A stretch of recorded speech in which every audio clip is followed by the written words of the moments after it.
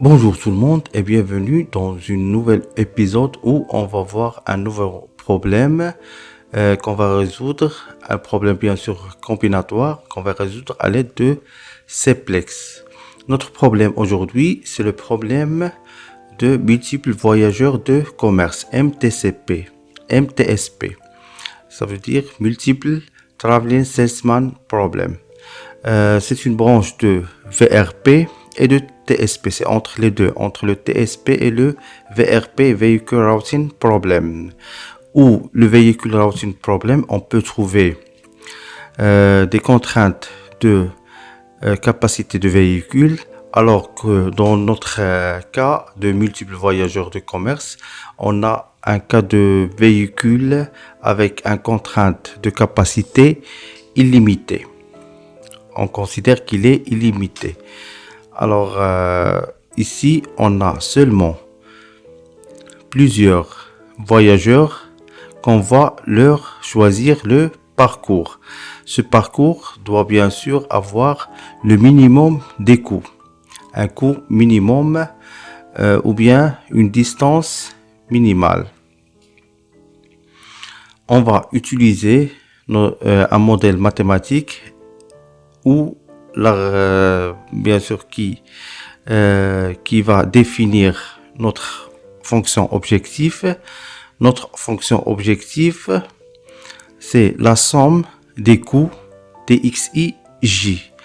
XIJ, bien sûr, c'est 0 lorsque le parcours, le commerçant va faire la distance, va parcourir le chemin entre I et J, et 0 si il ne va pas le faire. Ça veut dire si cette ville c'est I et celle-là est J, elle va être 1 parce que le commerçant va parcourir ce chemin. Alors si c'est 0, il ne va pas le parcourir. Alors un autre exemple, le chemin entre ce point et ce point en rouge et ce point bien sûr en turquoise.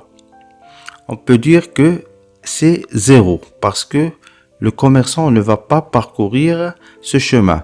Bien sûr, vous voyez qu'on a juste l'indice de I qui est l'ensemble des villes. Cet ensemble de villes, bien sûr, on peut avoir 30, 40 villes. Dans notre cas, on a une douzaine de villes ici dans notre exemple là, dans l'image. Alors que CIJ, c'est le coût entre chaque deux points. Bien sûr, 1, si on va si XIJ, on va parcourir le chemin de I vers J. 0, si non. Alors, dans cet exemple, c'est comme si le commerçant va faire tous ces chemins. Alors, il va commencer par un point de dépôt qui est ici et ensuite, il va parcourir tous ces chemins, l'une après l'autre. Alors, la première contrainte qu'on a, c'est que la somme des chemins qu'on va commencer par le dépôt, qui est 1 égale à M. Ça veut dire que tous les chemins qui vont commencer par 1 vont être le nombre de, on peut dire, de véhicules ou de jours d'aller et de retour de commerçants. Il va commencer par le dépôt et il va revenir vers le dépôt. Alors, combien de fois il va faire cela? C'est M fois. Et la même chose là, c'est il va faire le départ vers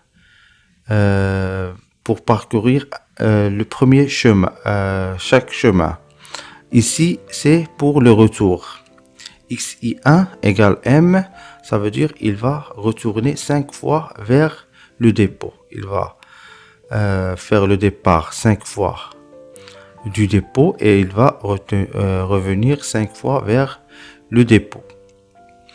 La troisième contrainte, c'est que, sauf pour le dépôt qui est 1,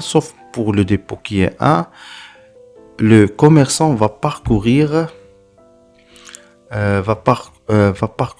une seule fois un chemin entre I et J, sauf le dépôt. Il va faire ce chemin entre I et J au minimum une fois. Bien sûr, une fois. La somme, il va le faire une fois. Et bien sûr, il va retourner vers ce chemin une seule fois. Il va faire le départ une fois et il va faire un retour une seule fois vers I. C'est ce qui donne, ce qui nous fait cette contrainte de XIJ égale 1. Bien sûr, XIJ doit être soit 0, soit 1. C'est un nombre booléen. Alors, on a 3 façons pour éliminer les sous-tours. La première, c'est à l'aide de la méthode MTZ, Miller-Tucker-Zemlin. Alors, MTZ, elle consiste à donner cette formule, à mettre cette formule UI moins UJ plus le nombre de villes qu'on va parcourir moins M qui est le nombre de fois qu'on va faire le départ du dépôt fois XIJ doit être inférieur au nombre de villes moins M qui est le nombre de fois qu'on va parcourir un chemin moins 1. Bien sûr, UI doit être supérieur à 0. On peut voir notre code ici. Vous pouvez visiter notre site Soutien Intelligence où vous pouvez trouver les formules mathématiques et le code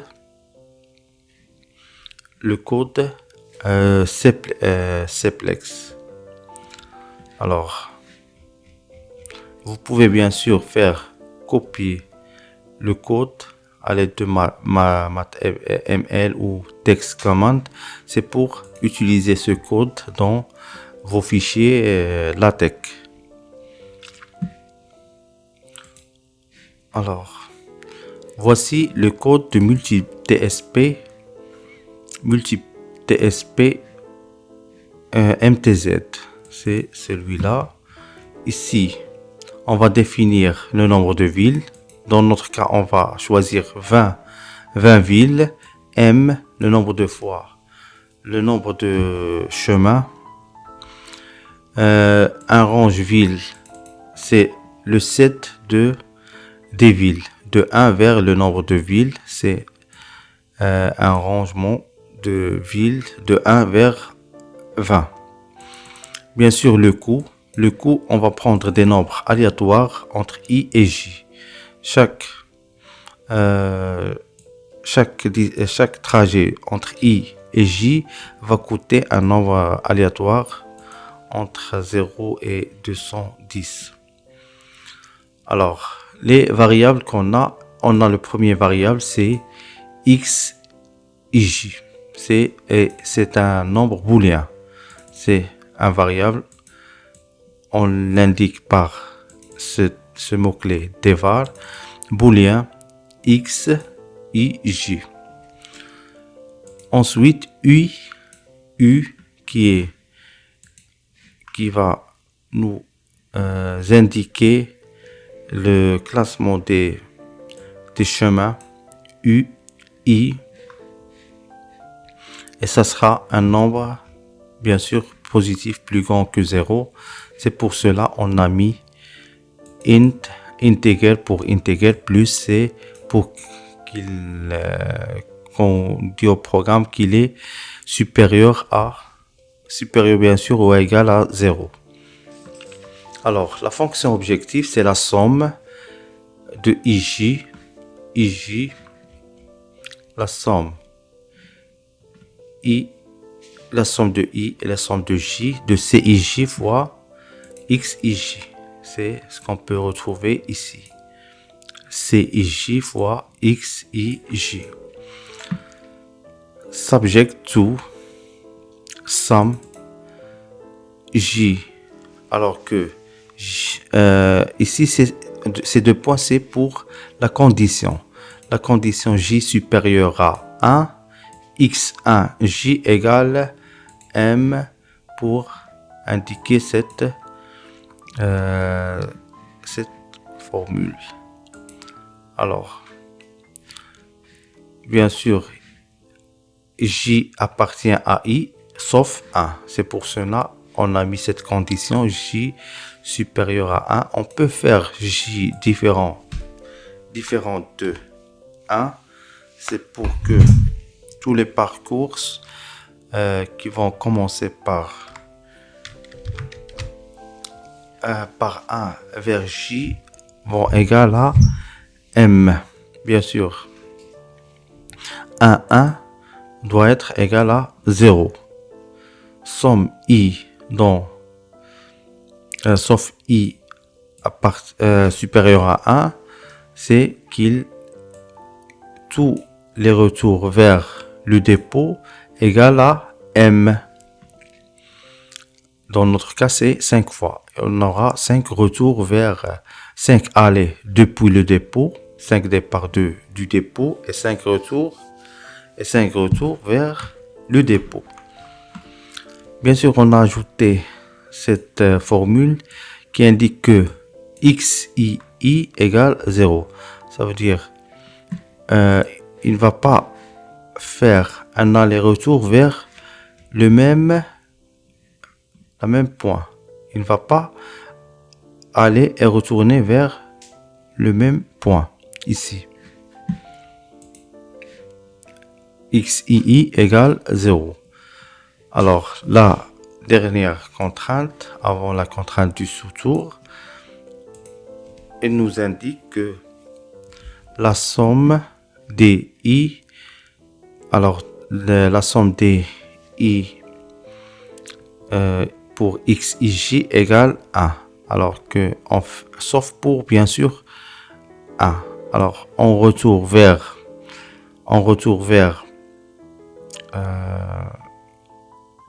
le point J une seule fois. Et là, on fait le départ depuis un point I une seule fois. La somme est une seule fois. Ça veut dire qu'on va pas faire le départ plusieurs fois dans une même point.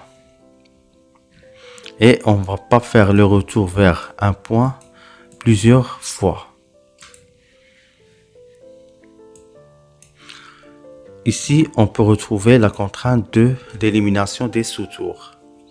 La contrainte d'élimination des sous-tours, UI moins UJ, nombre de villes, c'est grand I, c'est l'ensemble des villes, c'est grand I, moins M, bien sûr, I moins M, que vous pouvez retrouver ici, fois XIJ, moins le moins I, moins M, moins 1. Alors, on va exécuter notre programme.